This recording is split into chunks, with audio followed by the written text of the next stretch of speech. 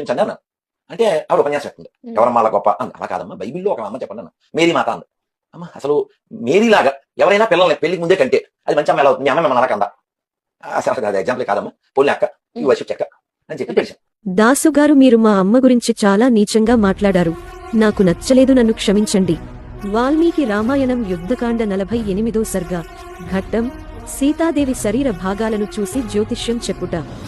ఆకేశములు సూక్ష్మముగా ఉన్నవి, అవి అంత పొట్టిగను పొడవుగను గాక సమానములై నీలవర్ణము గలిగియున్నవి.